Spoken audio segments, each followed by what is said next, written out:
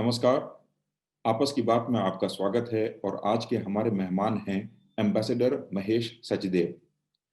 Ambassador Sachdev Bharat की विदेश सेवा में 35 साल तक कार्यरत रहे और इस दौरान 11 साल वे नॉर्वे, अल्जीरिया और नाइजीरिया में भारत के राजदूत रहे। ये तीनों ही तेल उत्पादक देश हैं और इस कारण महेश सचदेव जी को भा दुनिया भर में तेल उत्पादक देश और तेल की जो पूरी राजनीति है, इसकी बड़ी गहरी समझ है। साथ ही उनका आधा जीवन जो है पश्चिम एशिया की राजनीति को समझने में बीता है। लेकिन महेश सचदेव जी इस बात पर बहुत जोर देते हैं कि भारतीय विदेश सेवा के अधिकारियों को और राजदूतों को भारत के आर्थिक हितों को बढ़ाने के लिए भी काफ़ी ध्यान देना चाहिए और उस पर उनकी पैनी नज़र होनी चाहिए। वे खुद जब नाइजीरिया में भारत के राजदूत थे, तो उन्होंने भारत और नाइजीरिया के बीच व्यापार को बढ़ाने में बड़ी कोशिशें की और उसका नतीजा है कि आज भारत और नाइजीरिया का व्यापार $15 बिलियन तक पहुंच गया है।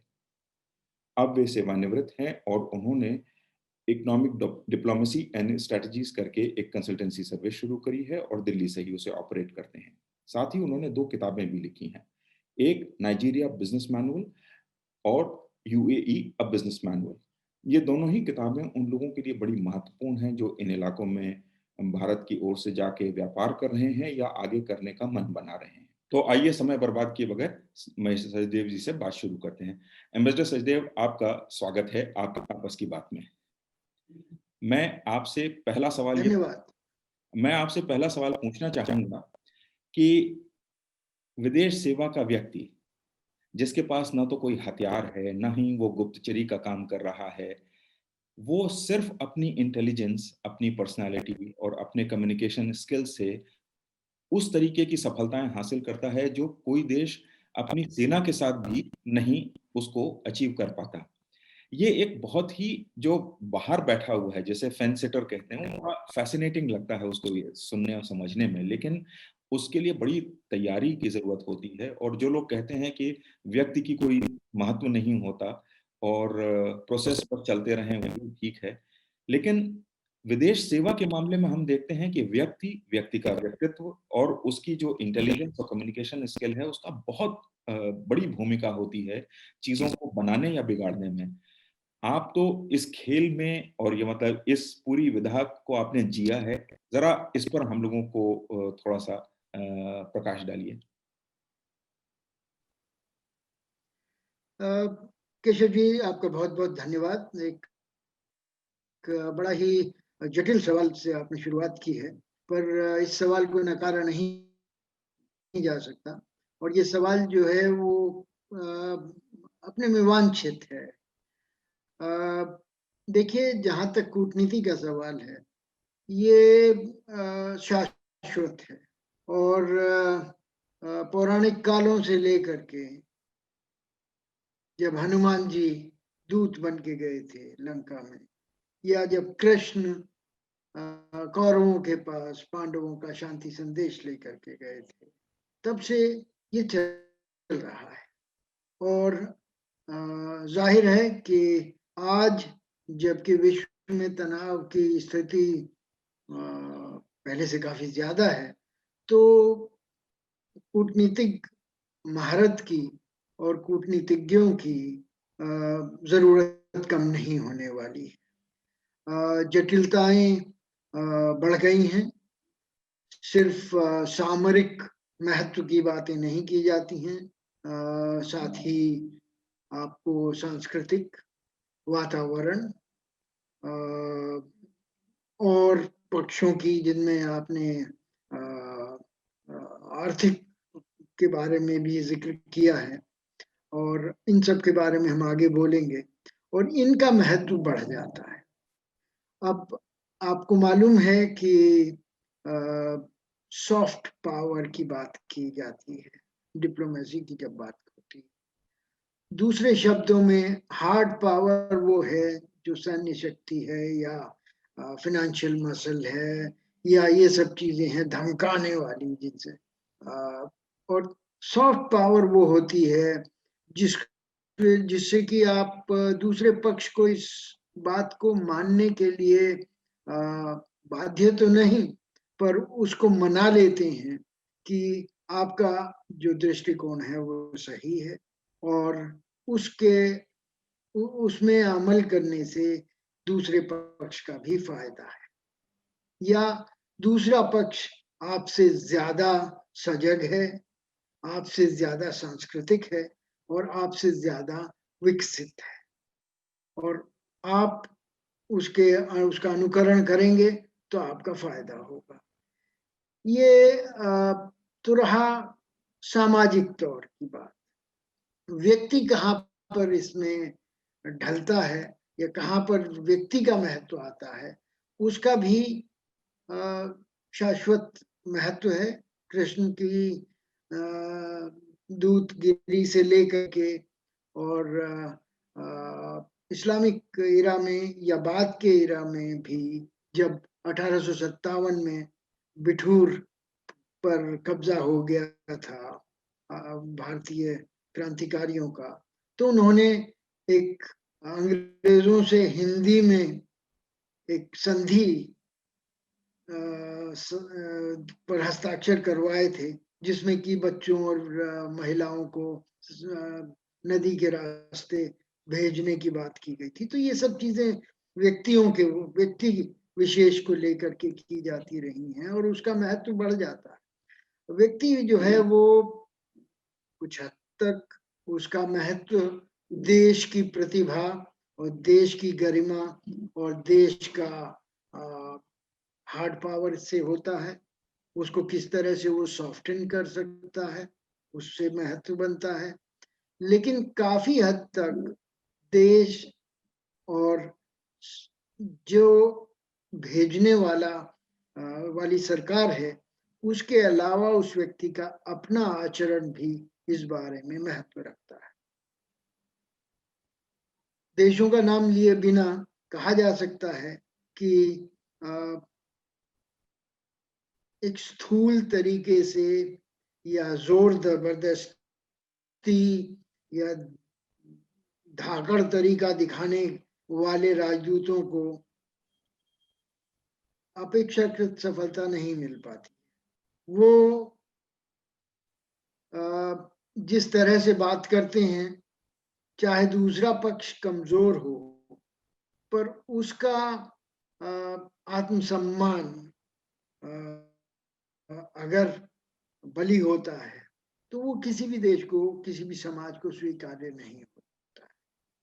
और इसमें एक तो ओपन डिप्लोमेसी का पक्ष आता है, जिसके बारे में जो बात की गई वो सच है।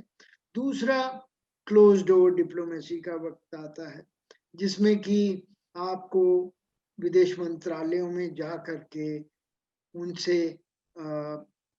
इन कैमरा चुपचाप बात करनी होती है, और इन बातों में आप ज्यादा जोर दे करके अपना पक्ष कह सकते हैं। लेकिन पब्लिक डिप्लोमेसी में आपको एक गरिमामय और विन विन सिचुएशन क्रिएट करने के लिए पहल करना ही बेहतर माना जाता है। तो इन सब चीजों का समीकरण किस तरह से सामंजस्य करके कोई व्यक्ति किस तरह से अपने देश का हित आगे बढ़ाता है, वो व्यक्ति के ऊपर निर्भर करता है। काफी हद तक भेजने वाला देश उस व्यक्ति को बहुत ही डिटेल्ड इंस्ट्रक्शन नहीं देता है। उस व्यक्ति को खुद जो भी मोटे मोटे निर्देश आए हैं उसके विदेश मंत्रालय से, उनको उनके ऊपर अमल करना होता है। लेकिन अमल किस तरह से, किस कितने मसाले लगा करके करना है, ये उसके ऊपर छोड़ा जाता है। तो ये कॉपी बुक नहीं है कि जिसमें कि लिखा हुआ है 2 + 2 4 होते हैं। यहाँ 2 + 2 22 भी हो सकते हैं और 2 + 2 0 भी हो सकते हैं। तो ये व्यक्ति विशेष पर काफी हद तक निर्भर करता है। और उदाहरण दिए हुए हैं कई जगह पर। सबसे निकटतम उदाहरण जो बताया जा सकता है कि प्रेसिडेंट ट्रंप ने अपने कार्यकाल के शुरू में ब्रिटिश राजदूत से बात करने से इनकार कर दिया और ब्रिटेन की सरकार को उसको वापस बुलाना पड़ा।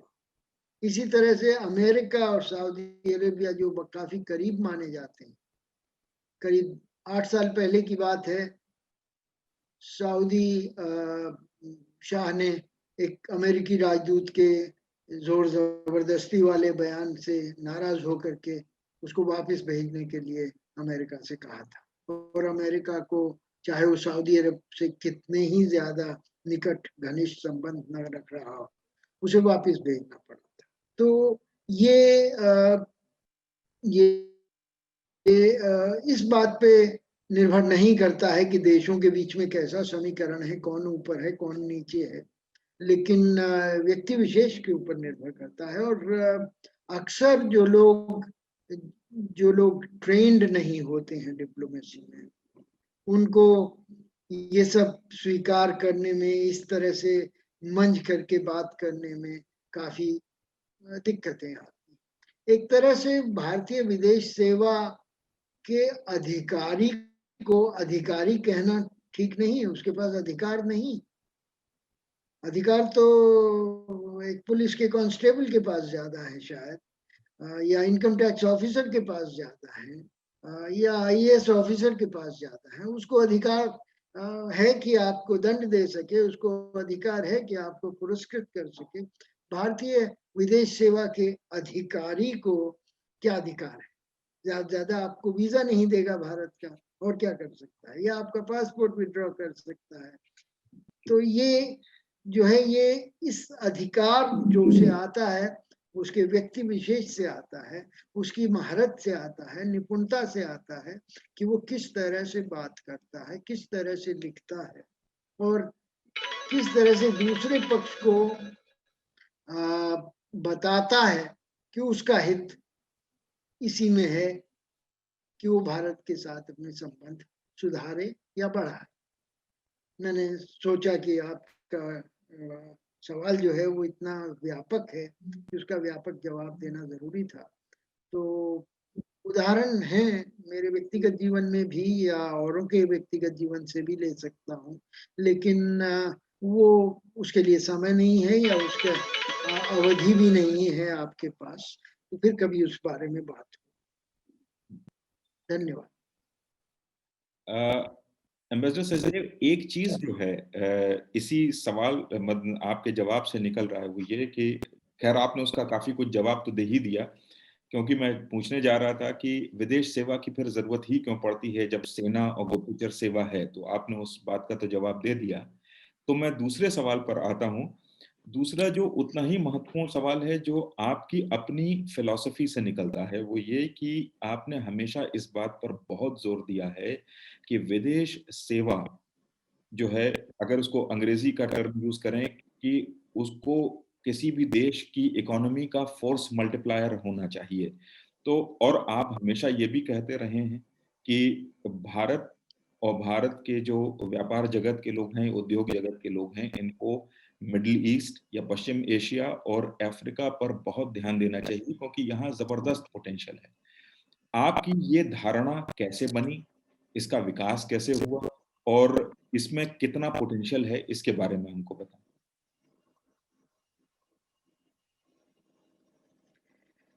केशव जी, आर्थिक कूटनीतिज्ञता को समग्र कूटनीतिज्ञता का एक मुख्य अंश मैं जरूर मानता हूँ, पर उसको दोनों एक दूसरे को ओवरलैप नहीं कर सकते।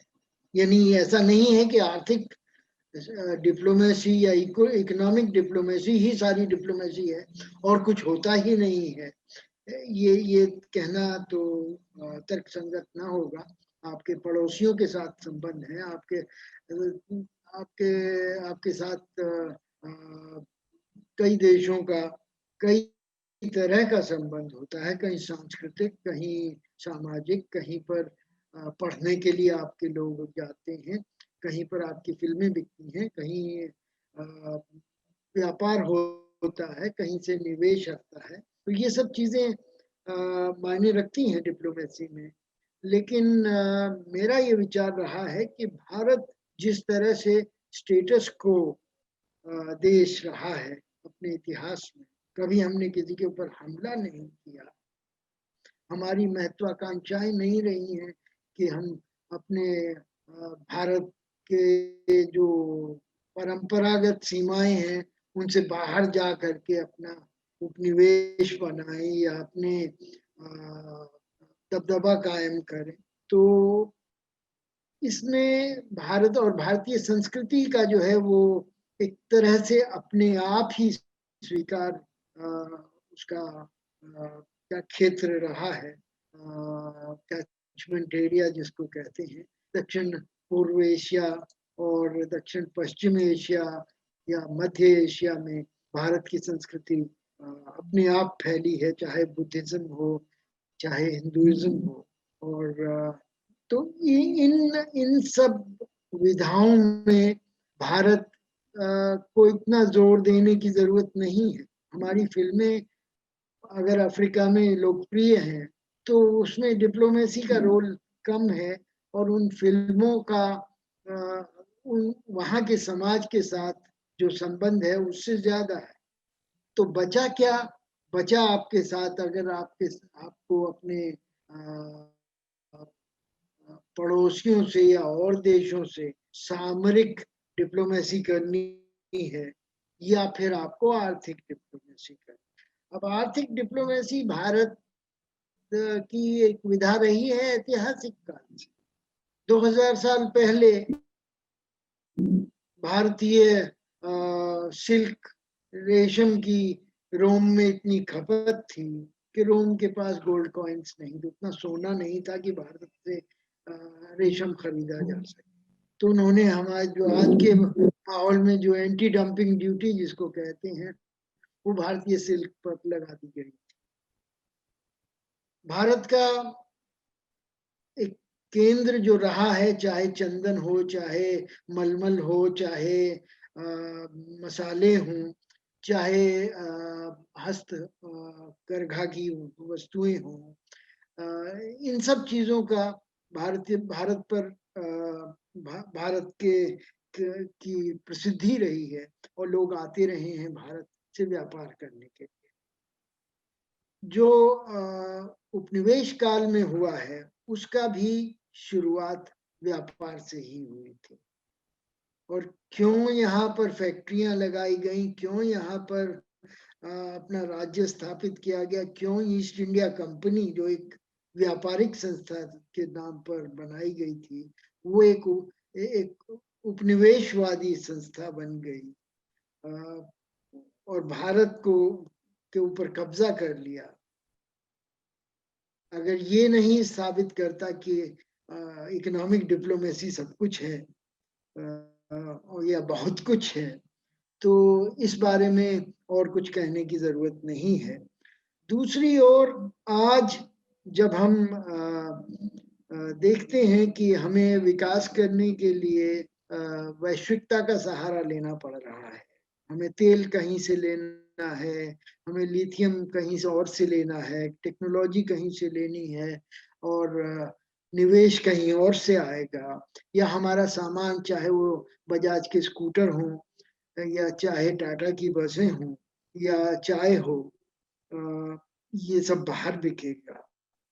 तो इन सब को देखते हुए जरूरी हो जाता है कि हमारी डिप्लोमेसी अग्रिम रहे और देश के विकास में एक योगदान करे, जिससे कि पहली बात तो देश के विकास में जो विदेश से कंस्ट्रेंट्स हैं, जो कमजोरियां आ रही हैं, अगर तेल नहीं मिलता है या कच्चा सामान नहीं मिलता है या बाजार नहीं हमें उपलब्ध होते हैं या निवेश नहीं उपलब्ध होता है या टेक्नोलॉजी नहीं उपलब्ध होती है, तो विकास धीमा पड़ जाएगा। इससे बचने की कोशिश की जाए, ऐसी चीजें न होने पाए। दूसरी ओर हमारे नागरिक जो बाहर जा करके पैसा कमाते हैं उनका हित रहे सर्वोपरि, उनको नुकसान ना हो। अ, ये भी इकोनॉमिक डिप्लोमेसी में आता है और इसी तरह से और भी इकोनॉमिक डिप्लोमेसी के को दृष्टिकोण हैं, जिनको कि आप को परिपक्व होने देना है। दूसरी इसी बात में ये भी कहना चाहूँगा कि आजकल मानकों की बहुत ज़रूरत पड़ गई है। आप डिजिटल वर्ल्ड में जी रहे हैं आज, और अगर आप मानक ऐसे बन जाते हैं जो कि विदेशियों को तरजीह देते हैं, और आपके जो नई कंपनियां हैं उन मानकों के साथ उनको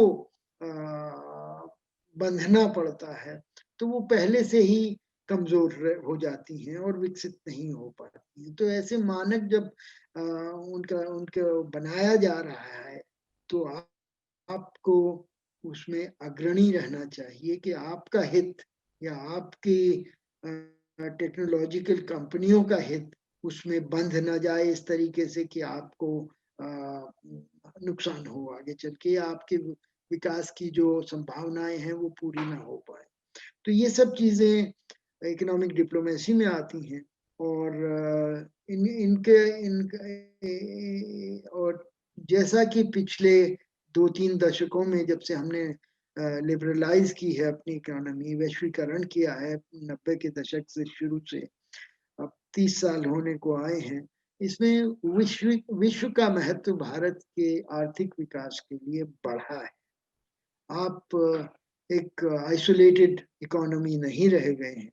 आपको ज़रूरत है दूसरे देशों के ऊपर निर्भर करने, और दूसरी ओर दूसरे देशों को अपने ऊपर निर्भर करने का की परिस्थितियां बनाने की आपको ज़रूरत है, ताकि समीकरण बना रहे। तो इस इन सब कारणों से इकोनॉमिक डिप्लोमेसी का महत्व पहले से ज़्यादा बढ़ एम्बेसडर जी। सचदेव, इसका जो दूसरा पक्ष है इसी सवाल का, वो ये कि आपका कार्यक्षेत्र अफ्रीका और पश्चिम एशिया रहा है, और आपका ये कहना है कि ये 2 इलाके ऐसे हैं जिसमें कि भारत को काफ़ी बढ़त हासिल करने के वो सारे जिसको कहना चाहिए कारक मौजूद हैं कि वो इस यहाँ तेज़ी से आगे बढ़ सकते हैं। क्या 1-2 कारकों पर आप नज़र वो रोशनी डाल सकते हैं कि अगर भारत को व्यापार इन 2 इलाकों में बढ़ाने में फ़ायदा होगा और आसानी हो सकती है थोड़ी-सी एज़ कम्पेयर टू दूसरे किसी इलाके को? देखिए, ये सवाल काफ़ी आसान है, लेकिन अमल इस पर इतना हुआ नहीं है। प्रयोजन ये है कहने का कि ये 2 जो क्षेत्र हैं, चाहे पश्चिम एशिया हो, चाहे अफ्रीका हो, इन क्षेत्रों में भारत को जाना जाता है। ऐतिहासिक तौर से भारत का व्यापार होता था अ, पूर्वी तट अफ्रीका से, और भारतीय सौदागर मोम्बासा से लेकर के और खाड़ी के देशों तक जाया आया करते थे, और भारतीय चीजों की कद्र होती थी। जैसा मैंने आपको पहले एक बार कहा है कि सबसे लोकप्रिय लोकगीत जो खाड़ी के देशों में है, वो मरकबाल हिंद कहलाता है, यानी भारत से आने वाला जहाज। तो ये लोकगीत में जो कि यमन से लेके कुवैत तक गाया जाता है, ये कहा जाता मल्लाहों का गीत हुआ करता था। वो अपनी प्रेयसी की तुलना भारत से आने वाले जहाज से करता है, जिसमें कि दुनिया भर की ऐसी अजीबो-गरीब चीज़ें हैं, जिनके बारे में सोचा भी नहीं जा सकता। चाहे वो अ चंदन हो, चाहे वो रेशम हो, चाहे वो जवाहरात हों, तो जैसे वो अनूठे हैं, भारत से आने वाले जहाज में सब कुछ है, वैसे ही प्रेयसी में सब कुछ है। सब तरह से संपूर्ण व्यक्तित्व है उसका। तो ये गीत गाए जाते रहे। अब इनका मोनेटाइजेशन कैसे करना है, इसके ऊपर जोर देने की जरूरत है। भारतीय संस्कृति की स्वीकृति है, भारतीय सामान की स्वीकृति भी ऐतिहासिक तौर पर रही है, लेकिन उसको आधुनिक काल में पुनः स्थापित करने की, रेखित करने की जरूरत है। और इसके लिए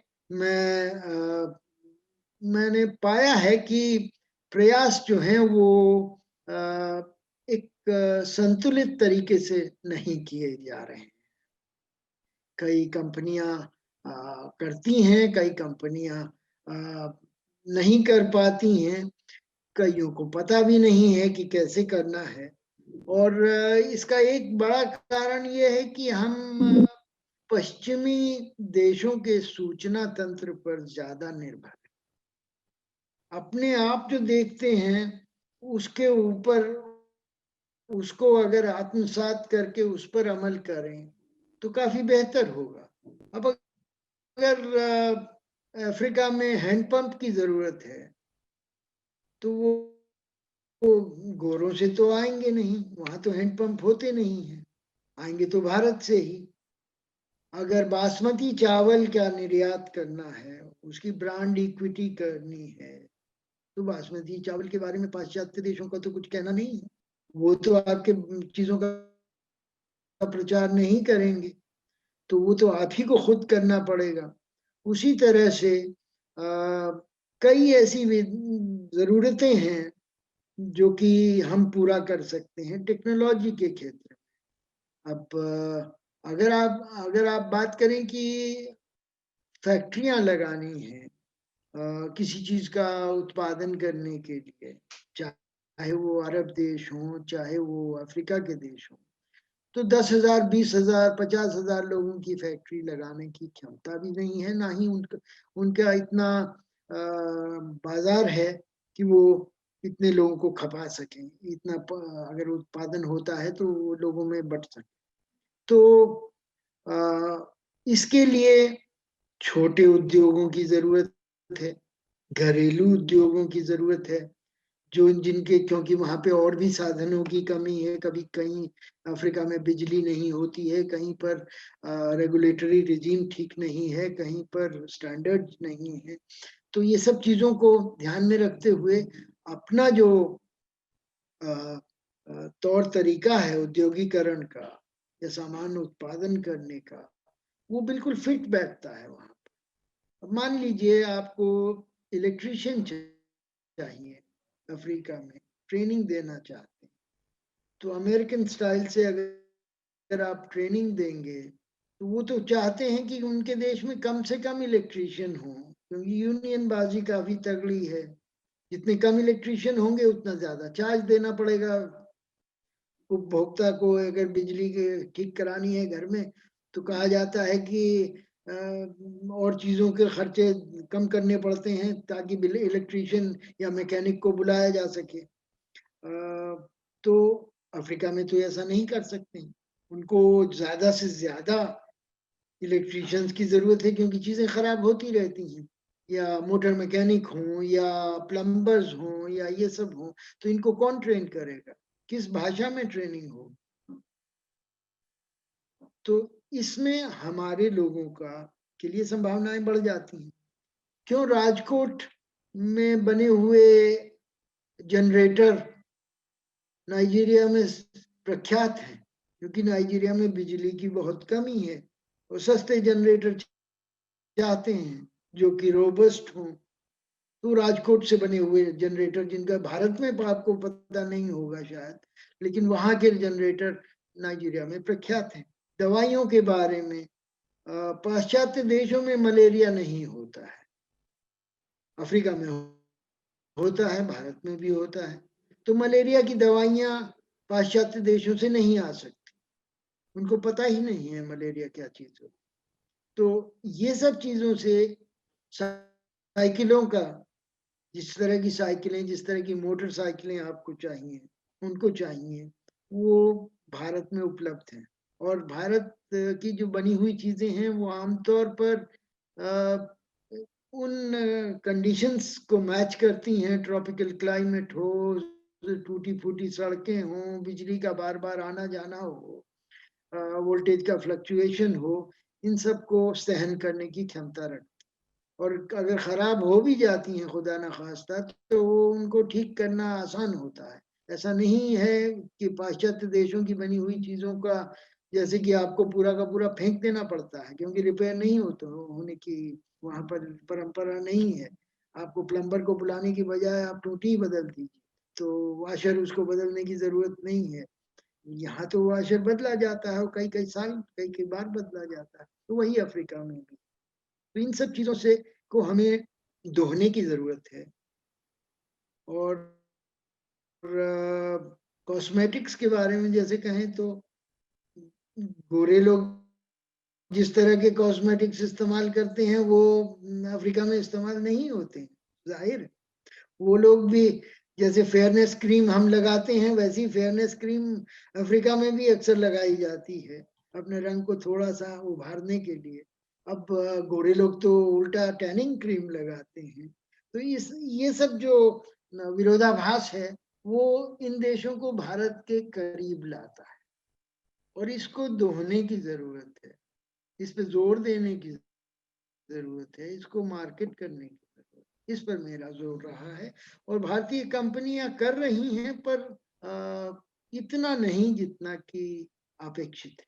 मार्केट बाज़ार जितना माँगता है। जी। एम्बेसडर सचदेव, आखिरी सवाल ये है कि जैसे आपने कहा कि एक तो अभी भारतीय व्यापारी और उद्योगपति उस तरह से एक फ़ोकस्ड और निश्चित दिशा लेकर काम नहीं कर रहे हैं। अब एक नई चीज़ खड़ी हो रही है जो एक ऐसे आदमी हम मुझ जैसे ऑब्जर्वर को दिखाई दे रही है कि एक ना एक दिन आएगा जब इराक, सीरिया और लीबिया इनमें युद्ध खत्म होगा और इनका पुनर्निर्माण का काम शुरू होगा। ये 3 देश ऐसे हैं जहाँ हमारी परंपरागत प्रेज़ेंस रही है और लोग हमें पहचानते हैं, हिंदुस्तानियों को पहचानते हैं। उस पुनर्निर्माण के दौर का आर्थिक पक्ष को कंट्रोल करें या वहाँ पे जाके उसका एक बड़ा चंक अपने उसमें अपनी शिरकत करें। इसके लिए क्या 1-2 चीज़ें हैं जो हम अभी से शुरू करें ताकि जब वहाँ पुनर्निर्माण का काम शुरू हो तो हम अच्छी स्थिति में रहें? जी, ये सवाल वांछित है और जिस तरह का इन 3 बेचारे देशों पर पिछला दशक बहुत भारी रहा है। अ, अरब स्प्रिंग के बाद यहाँ पर गृह युद्धों की हालात रहे हैं और इराक पे तो आप जानते ही हैं जैसे कि अमेरिकी आक्रमण के बाद से जो व्यवस्था रही है वो सत्ता पलट हुई और फिर काफ़ी अ अ, सामाजिक और आर्थिक नुकसान हुआ है। इसमें कोई शक नहीं है कि ये युद्ध जब भी खत्म होंगे और खत्म होने के करीब आ गए हैं, इसलिए नहीं कि युद्धों के कारण खत्म हो गए हैं। युद्ध को कोई कारण नहीं ज़रूरत है इन सब जगह पर।